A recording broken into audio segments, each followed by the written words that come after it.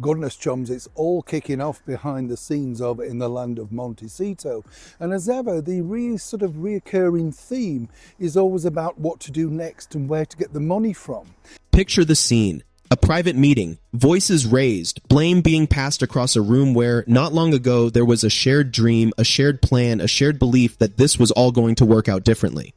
On one side, a man who never wanted any of this to go the way it went, who had a simpler vision, charitable work, Invictus, the things he actually knows how to do, and who watched that vision get buried under something that was never going to land. On the other, a strategy that made sense on paper, that had been built and refined and believed in, and that has now, in the cold aftermath of Australia, run into a wall. And somewhere in the middle, a third figure, present as always. The one who knew all the plans from the beginning, who is now watching the blame game begin. Behind the scenes in Montecito, things are, by all credible accounts, imploding, and Australia is where it started to break. What Australia was supposed to be. Let's be clear about what the Australian visit was designed to achieve. On paper, it had logic. There was a charitable angle, the kind of engagement that plays well, that generates warmth, that reminds people of the work that still happens regardless of everything else going on. Hospital visits, community connection, the human-scale moments that cut through cynicism. There was the Invictus element, Harry's genuinely powerful and meaningful project, the one area of his public life that has consistently generated respect across the divide, that stands on its own terms regardless of everything surrounding it.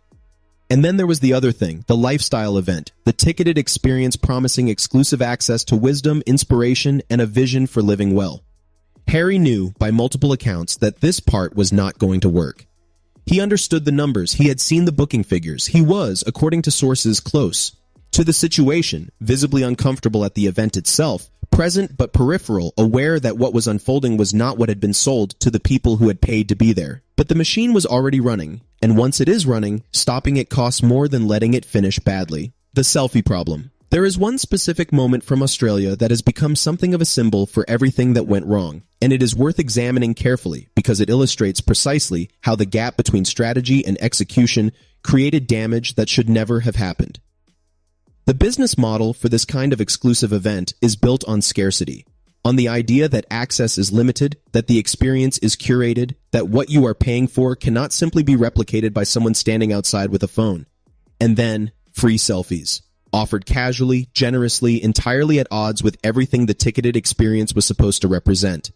If anyone can get a picture, what exactly did the people who paid a premium price receive that someone who happened to be in the right place did not? The answer, once the selfies started, was very little. And for an event that was already struggling with ticket sales, where the gap between projected attendance and actual attendance was significant and known in advance, this was not a minor error. It was the public confirmation of something the figures had been quietly saying for weeks. The demand was not there. The market had spoken. And the response to that was to give away the thing that was supposed to be the product, the Invictus fallout. But the immediate commercial embarrassment of the lifestyle event is, in some ways, the smaller problem. Because the bigger story is what has happened with the Invictus Games in Australia. The Australian government, having assessed the situation, has reportedly decided against funding the event at the level that would be required to make it happen on the scale originally envisioned. Millions of dollars, government commitment, the kind of institutional backing that transforms an aspiration into a reality, not forthcoming. And here is why this matters so much. Invictus is the one thing, the singular, irreducible thing, that Harry brought out of his previous life with both his credibility and the world's goodwill intact. It is the project that even his harshest critics acknowledge as genuinely meaningful, a space where injured and ill veterans compete, where their stories are told with dignity, where something real and valuable happens in the world. If Invictus suffers as a consequence of the broader Sussex brand damage, if governments and funders and institutional partners start to calculate whether association with Harry and Meghan is worth the complications it brings, then the fallout goes beyond embarrassment. It affects real people, veterans who deserve better than to be caught in the crossfire of a PR implosion. Harry understands this, and by all accounts, it is the element of all of this that cuts deepest.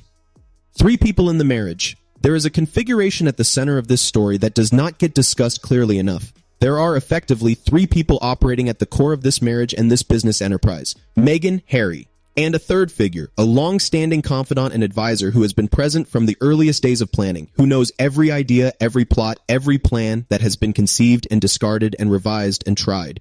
The friendship between Meghan and this figure is one of genuine duration and genuine depth. They can sit and talk for hours in a way that Harry, by temperament and by background, simply cannot match. There is a connection there that operates on a different frequency, shared language, shared assumptions, shared history. Harry, in the early days, managed a functional enough relationship with this arrangement. He got, and he adapted. The peculiarity of it was something he accommodated. But the dynamic has shifted, as the pressure has mounted, as the strategies have failed, as the gap between what was promised and what has been delivered has widened. The question of where decisions are actually made, and whose vision is actually driving things, has become considerably more pointed. The man who once said whatever she wants, she gets, is now, according to sources, in a very different conversation about who wanted what and how it has turned out. The blame game begins. Here is what is being reported from within the situation. Harry's position, increasingly, in the conversations happening behind closed doors, is that the Australian trip could have been different, should have been different, that a simpler approach, closer to what he actually knows how to do well, would have generated better results. That the decision to layer in the commercial lifestyle event to mix charitable credibility with ticketed personal brand was the wrong call, one he was aware of but could not stop. That if they had gone in quietly, done the Invictus work, met people, visited hospitals, kept the profile genuinely low, the outcome would have been warmer, more sustainable, less exposed. Instead, the videographer was there, the barriers were up, the police were deployed, the event was ticketed, and the world watched the gap between what was advertised and what was delivered. That gap does not close easily. It becomes part of the record, and the record, right now, is not a good one. On the other side of that conversation, there is a different reading of events, one in which the problem is execution, not strategy, in which the market would have responded differently if the promotion had been handled differently, if the press had been less hostile, if circumstances had aligned differently. Both readings can simultaneously be correct, and the argument about which one is right is, by all accounts, ongoing. Where this leaves them. Pull back for a moment and look at the bigger picture. Two people, both public profiles declining, both commercial ventures underperforming, a legal battle over security that is losing political support, a charitable project that has taken collateral damage, a creative strategy that is producing less and less return on the investment being made, and a dynamic between them, in private, behind the polished images and the carefully managed announcements, that is under significant strain. The late Queen, by those who knew her well, saw something in Harry very early, understood that he was someone who needed strong direction, who, without it, would find that direction elsewhere, and might not always find it from the right source. She was right. The Freedom Flight was announced with joy and confidence, a new life, a new path, everything that the old life had not been able to give. 3 years on, both people in that video are living with the consequences of the decisions that followed it, and the consequences, right now, are considerable. There is a version of the story where it all still comes good, where the next venture lands, where the brand rebuilds, where the distance from this particular chapter makes it look, eventually, like a difficult period that was navigated and survived. That version is possible. But it requires something that is in short supply right now, a clear-eyed, honest assessment of what has not worked and why. Not blame assigned to the press or to the palace or to external hostility, a real reckoning with the decisions that were made and the results they produced. Whether that reckoning is happening in Montecito is, from the outside, genuinely hard to know. What is clear is that the room is no longer as united as the photographs suggest. Drop your thoughts below. This is the kind of story where your perspective adds something I cannot get from anywhere else. And I mean that, like the video, if it gave you the fuller picture. Subscribe if you want to stay with this as it develops. Take care. See you very soon.